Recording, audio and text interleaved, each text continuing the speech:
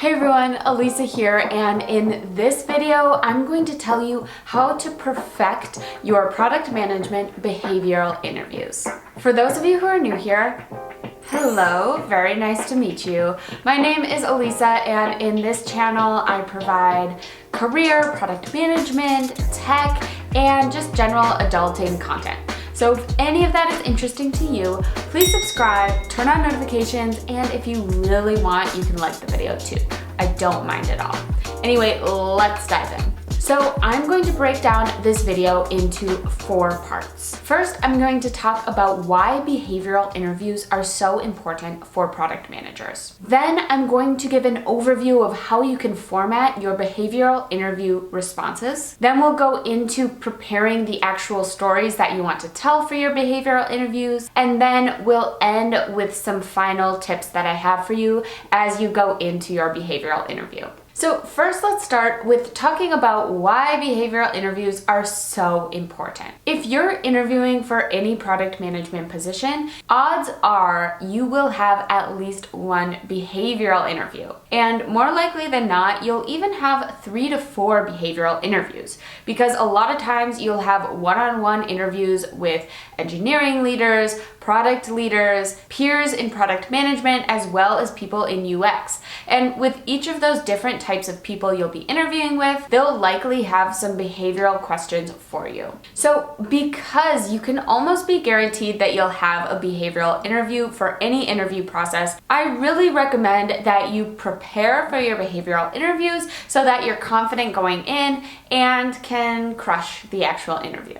Now, throughout my career, I have tried different types of methodologies, but I honestly never felt like I was adequately prepared for behavioral interviews. A lot of times people would ask about different experiences in my career or even in schooling, and I would find myself talking in circles, and by the time I finished a story, I'd even forget what the original question was. But then I read the notorious Cracking the PM Interview book, which if you've read any product management books, this is very likely one of them that you have read. And once I read this book and read through the behavioral interview question chapter, I learned how to adequately prepare for behavioral interviews, and it also helped me be a better interviewer. Now, if you haven't read this book already, I highly recommend it. I will say it definitely indexes a little bit heavier on FAANG companies. So if you're interviewing for a Facebook, Amazon, Apple, Netflix, or Google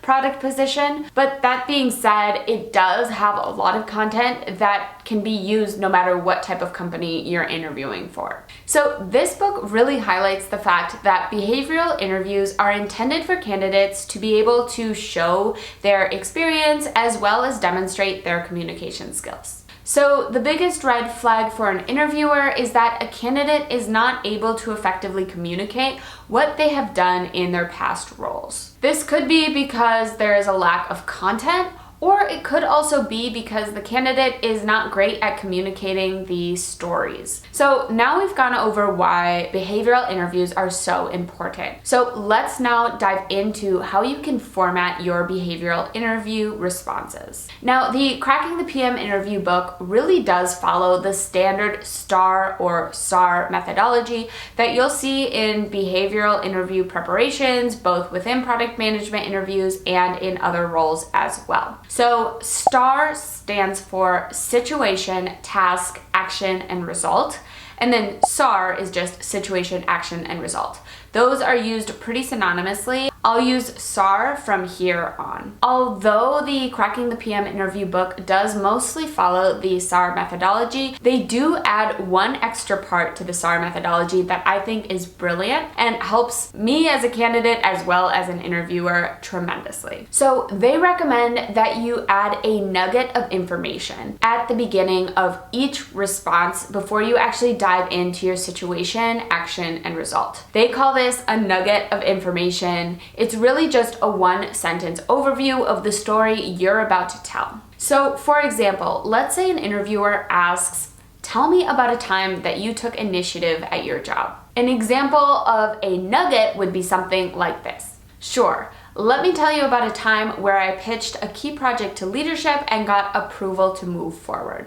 This nugget of information is helpful for both the candidate and the interviewer. So for the candidate, it's helpful because it helps you center around the story you're about to tell, so that you don't talk yourself in circles and realize at the end of the story that you actually forgot what you were talking about. It's also really helpful for the interviewer to hear this nugget of information before actually diving into a story, because it helps them follow along with the story that you're trying to tell. So, when you're formatting your responses for behavioral questions, remember to start with a nugget of information and then dive into your situation, action, and result. So now that we've talked about the format that you should have for your behavioral questions, it's time to talk about the stories that you need to prepare. So the Cracking the PM Interview book recommends that you have at least 5 stories that you're prepared to tell for each behavioral interview. These stories should cover a wide spectrum of things that you've done in past roles. Now, the Cracking the PM Interview recommends that you prepare stories for 5 separate categories,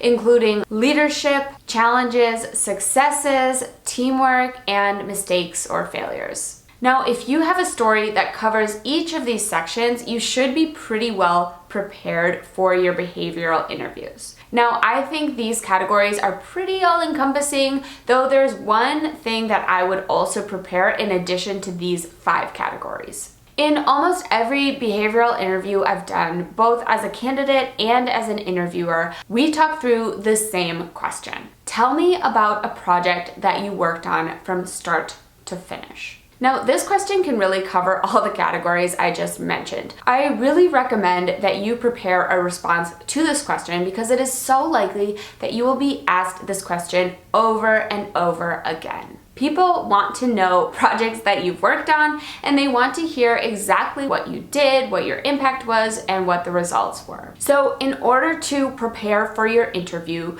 think of 5 or 6 stories that you have that could cover leadership, teamwork, challenges, mistakes, or failures, as well as successes. And make sure you have a response to the question where someone just wants to hear about a project that you've worked on from start to finish. Also, keep in mind that a lot of your stories can cover multiple categories. And this is great because an interviewer might ask 2 questions about a time where you showed leadership. So you don't want to run out of stories to tell. Now, once you have your stories picked out, you know the ones that you want to highlight, it's time to move on to actually writing and practicing your responses. Now, when you are writing a response for each of these questions, break it down by having a sentence for the nugget of information, talk about the situation, talk about the actions that you specifically took, and then end with the result. Now, you don't have to write paragraphs upon paragraphs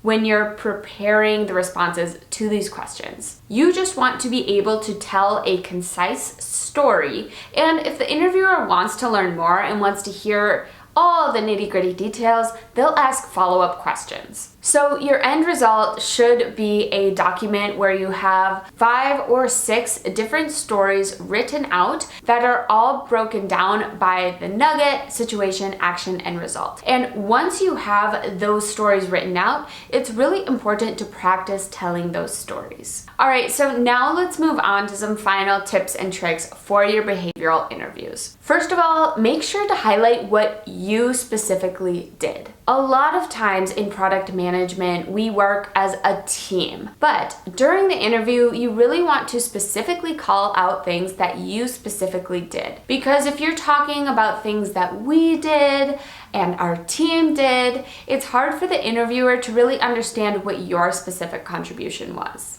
Next tip, make sure your stories are 100% factual. Trust me, you do not want to be in a situation where you are enhancing your stories or maybe adding some extra details that aren't actually truthful. A lot of times interviewers can dig into certain areas of your story, and if you're not actually basing it off of something truthful, you'll kind of catch yourself in a series of made-up answers. And it's really obvious to interviewers when this becomes the case. The next tip is don't memorize your responses verbatim. This will make you sound a little bit like a robot, and it won't really sound genuine to the interviewer. So be really confident when you're telling your stories and be very familiar with the stories, but there's no need to remember your responses word for word. The last tip for you is to keep in mind that you may have product relevant experience even if you've never actually been a product manager. So you may be asked questions about times where you showed leadership or needed to use teamwork, and even if you're not a product manager and you haven't had specific product management experience in leadership and teamwork, you still have other experiences that exemplify those categories. So don't be afraid of these behavioral interviews if you've never done product management before. Just remember that you're trying to highlight specific skills that you might have, even if you've never used them before in a product management capacity. So there you have it. If you follow these steps in your behavioral interviews, you will be sure to have confidence as you go into these interviews, and you'll be able to really effectively communicate what you've done and what you bring to the table. Hopefully this video has been helpful for you, especially if you have an upcoming behavioral interview. And if you do have that behavioral interview and you try out this methodology, please let me know how it goes in the comments below. Thank you so much for listening. I'm so happy you're here. If you liked the video, please give it a thumbs up. I would really appreciate it. And if you want to hear more content from me, please subscribe. Thanks again, and I will talk to you next time. Bye, friends.